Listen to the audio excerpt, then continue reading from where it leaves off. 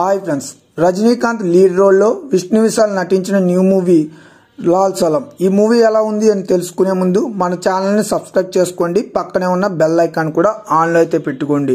ఈ movie story విషయానికి వెళ్తే 1993లో కశ్మూరు అనే ప్రాంతంలో హిందువులు ముస్లింలు కలిసి ఉండేవారు.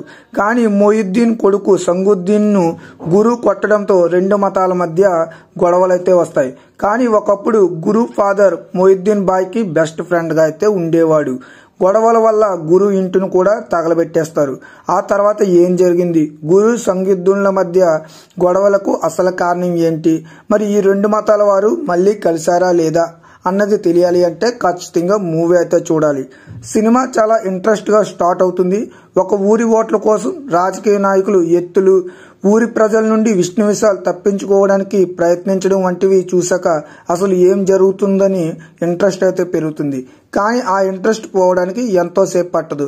ఎందుకంటే అక్కడ నుండి కథ ఏమాత్రం ముందుకు సాగదు. ఫస్ట్ హాఫ్ లో వచ్చే హీరోయిన్ లవ్ ట్రాక్, సాంగ్స్ స్టోరీకి ఏమాత్రం సంబంధం లేకుండా ఉంటాయి. అలా అని దాన్ని బాగా తీసారా అంటే అది కూడా ఏమీ లేదు. విశాల్ అమ్మ నువ్వు చనిపోతే బాగుంటుంది అని హీరోయిన్ అయితే అంటుంది.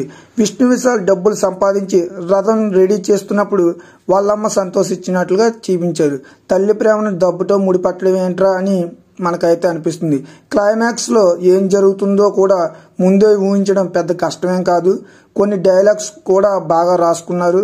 బిడ్డ సంపాదిస్తే ఇంటికి గౌరవం, బిడ్డ సాధిస్తే దేశానికి గౌరవం లాంటి డైలాగ్స్ అందరినీ ఆకట్టుకుంటే మంచిగా ఉన్నాయని చెప్పుకోవచ్చు. డైలాగ్స్ అయితే ఫస్ట్ హాఫ్ లో ఇంట్రడక్షన్ సీను, ఒక పాట, జాతరలో కొన్ని షార్ట్స్, ఆ తర్వాత ఒక సీను కట్ చేస్తే మళ్ళీ క్లైమాక్స్ లో ఒక చిన్న సీన్ అంతే.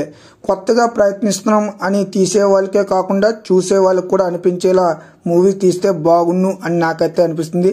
అలాగే కపిల్ దేవ్ క్యారెక్టర్ కు పెద్దగా స్కోప్ అయితే లేదు. ఆయన స్థానంలో ఎవరిని ఆర్టిస్ట్ గా తీసుకున్నా పెద్ద ఇంపాక్ట్ అయితే ఇవ్వదని చెప్పుకోవచ్చు. ఇంకా మూవీలో మ్యూజిక్ బాగుందంటే ఏఆర్ రెహమాన్ అందించిన మ్యూజిక్ అయితే ఓకే పర్లేదు అనిపించింది. సాంగ్స్ అయితే పెద్దగా నచ్చలేదు. ఫ్యామిలీతో చూడొచ్చు అంటే ఖచ్చితంగా ఫ్యామిలీతో అయితే చూడండి. ఎలాంటి అడల్ట్ కంటెంట్ సీన్స్ అయితే లేవు. రజనీకాంత్ యాక్టింగ్ అయితే చాలా బాగుంది. ఇంకా విష్ణు విశాల్ కూడా చాలా బాగా నటించాడు. ఈ మూవీకి 5కి ఒక 3 రేటింగ్ అయితే ఇస్తా. ఇది నా అభిప్రాయం మాత్రమే. మరి నా ఎక్స్ప్లెనేషన్ నచ్చితే ఈ వీడియోని లైక్ చేయండి, షేర్ చేయండి, సబ్స్క్రైబ్ కూడా చేసుకుని పక్కనే ఉన్న బెల్ ఐకాన్ని క్లిక్ చేసుకోండి. Thank you.